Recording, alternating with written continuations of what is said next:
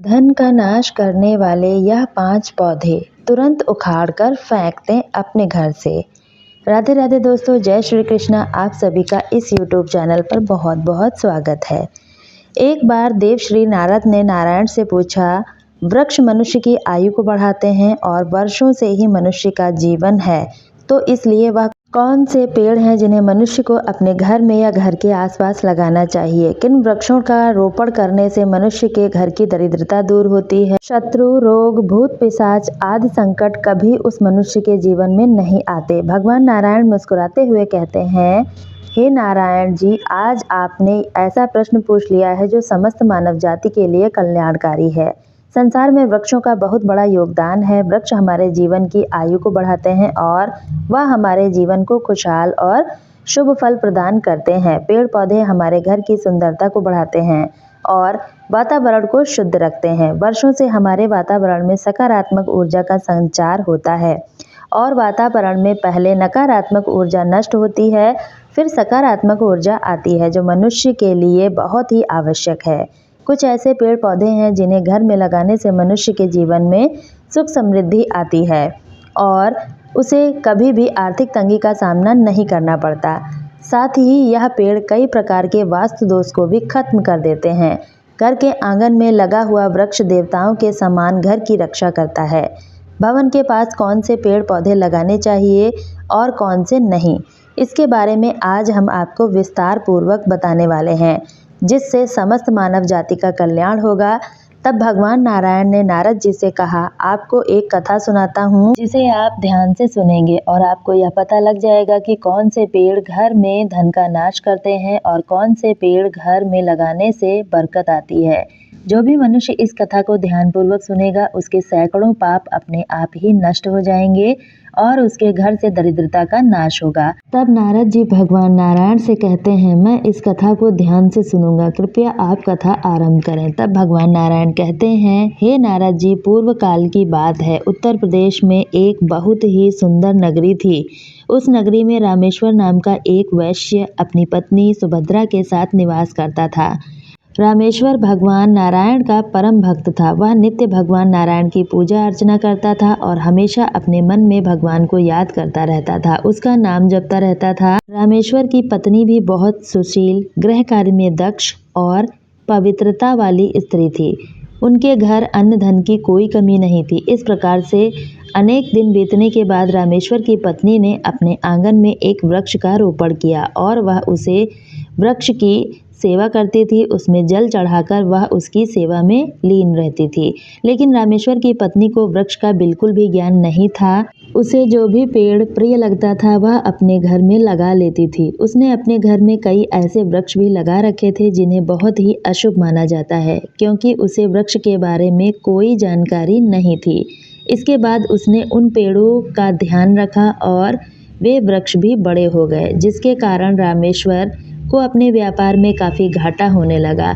घर में रोज क्लेश होने लगता और पति पत्नी के बीच का रिश्ता खराब होने लगा। छोटी छोटी बातों पर लड़ाई होने लगी। जो पहले भगवान की सेवा में लगे रहते थे, अब उनका मन सेवा में नहीं बल्कि आपसी विवाद में लग रहा था।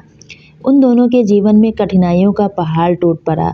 रामेश्वर का सारा व्यापार धीरे धीरे डूब गया और उसका सारा धन भी धीरे धीरे खत्म हो गया।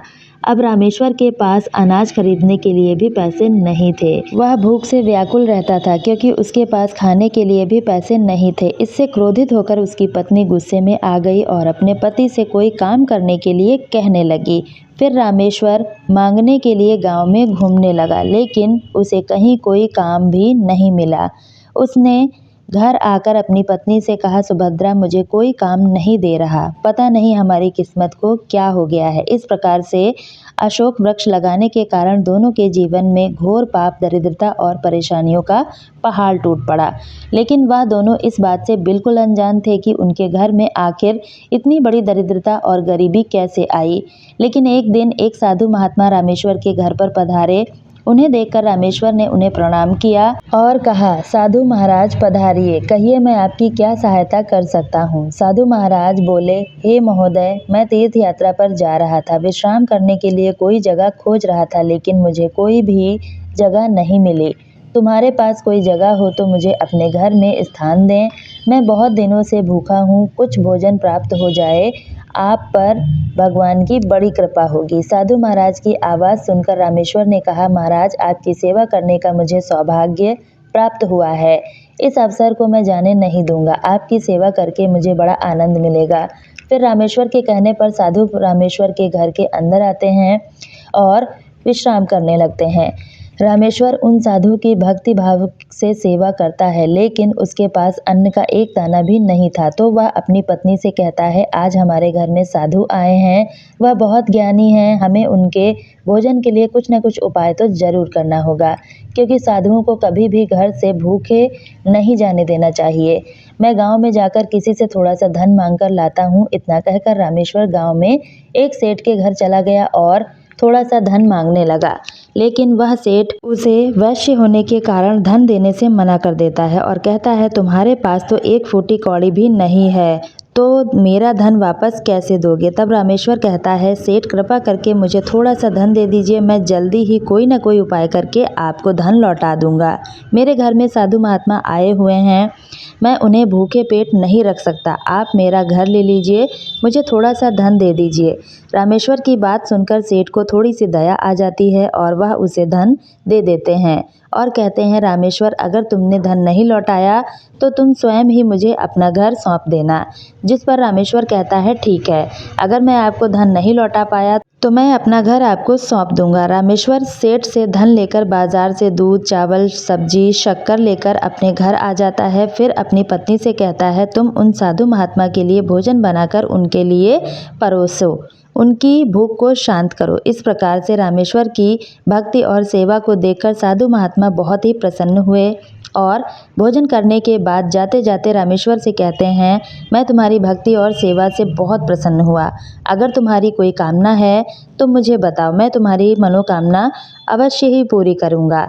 तब रामेश्वर कहता है, महात्मा, आपका आशीर्वाद ही मेरे लिए सब कुछ है, लेकिन मैं आपसे यह जानना चाहता हूँ कि किस पाप के कारण मुझे दरिद्रता और परेशानियों का दुख भोगना पड़ रहा है। मैं तो भगवान नारायण की भक्ति में लीन रहता था, कोई बुरा कर्म नहीं किया, फिर भी मेरे जीवन में दुख तकलीफ आ गई। इसके बारे में अगर आप मुझे बता दें तो मैं अपने घर की दरिद्रता को दूर कर सकूंगा। जिस पर महात्मा कहते हैं, मैं जब तुम्हारे घर पर आया था तभी मुझे यह ज्ञात हो गया था, तुम्हारे जीवन में बहुत दरिद्रता संकट है, क्योंकि तुम्हारे घर के सामने जो वृक्ष लगा हुआ है वही तुम्हारे घर की गरीबी का कारण है।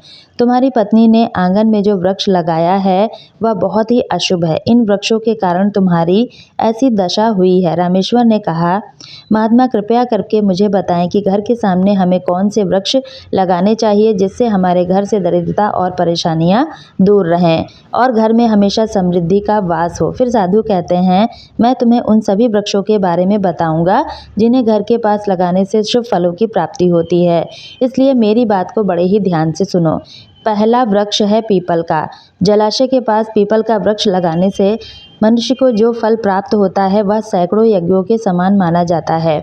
अगर तुम कहीं भी पीपल का वृक्ष लगा लोगे तो समझो कि तुमने सैकड़ों यज्ञ का फल प्राप्त कर लिया है। जब पीपल के पत्ते जलाशय में टूटकर गिरते हैं वह एक पिंड के समान माने जाते हैं जो पितरों को तृप्ति प्रदान करते हैं। इससे सभी प्रकार के पितृ दोष समाप्त हो जाते हैं। हर मनुष्य को जलाशय के समीप एक पीपल का वृक्ष जरूर लगाना चाहिए। जो मनुष्य स्नान करके पीपल के वृक्ष की पूजा करता है वह अपने जीवन के सभी पापों से मुक्त हो जाता है और कभी भी अपने जीवन में पराजित नहीं होता। पीपल की पूजा करने से धन की प्राप्ति होती है और उसकी परिक्रमा करने से हमारी आयु बढ़ती है। दूसरा वृक्ष है आंवले का वृक्ष। महात्मा ने कहा, आंवले का फल समस्त लोगों में प्रसिद्ध है और बेहद पवित्र माना जाता है। आंवले का वृक्ष लगाने से स्त्री और पुरुष जन्म मृत्यु के बंधन से सदा के लिए मुक्त हो जाते हैं। आंवला भगवान विष्णु को अत्यंत प्रिय है। आंवले को खाने से हमें सभी पापों से मुक्ति मिल जाती है। तीसरा वृक्ष है अशोक का वृक्ष। अशोक का वृक्ष दुखों को नाश करने वाला होता है और निराशा को समाप्त कर देता है। यह हमारे घर में खुशियां लाता है। अशोक का वृक्ष घर के पास लगाने से हमारे घर में सदैव सुख, समृद्धि और शांति बनी रहती है। जब माता लक्ष्मी ने देवी सीता के रूप में अवतार लिया था और रावण द्वारा अपहरण करने के बाद माता सीता अशोक वाटिका के वृक्ष के नीचे ही अपना जीवन व्यतीत करती थी। माता सीता की सेवा के कारण अशोक के वृक्ष को यह वरदान मिला कि जो भी व्यक्ति अपने घर के आसपास अशोक के वृक्ष को लगाएगा उसके घर से दुख और दरिद्रता समाप्त हो जाएगी और उसका घर हमेशा खुशियों से भरा रहेगा। चौथा वृक्ष है नीम का वृक्ष। नीम का वृक्ष लगाने से सूर्य देव प्रसन्न होते हैं। नीम का वृक्ष हमारी आयु को बढ़ाता है और घर के आसपास नीम का वृक्ष लगाने से सभी प्रकार से रोगों की मुक्ति मिलती है। माता लक्ष्मी को नीम के पत्ते बहुत प्रिय हैं, इसलिए नीम के पत्तों के पास माता लक्ष्मी निवास करती हैं।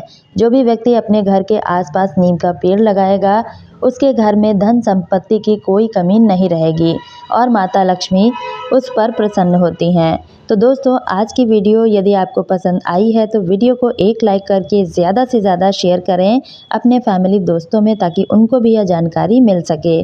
और वीडियो देखने के लिए चैनल को सब्सक्राइब ज़रूर कर लें और वीडियो के लिए आप चैनल पर जाकर देख सकते हैं। तो दोस्तों, कल फिर मिलती हूँ इसी तरह की एक नई यूज़फुल वीडियो के साथ। तब तक के लिए आप सभी का बहुत बहुत धन्यवाद।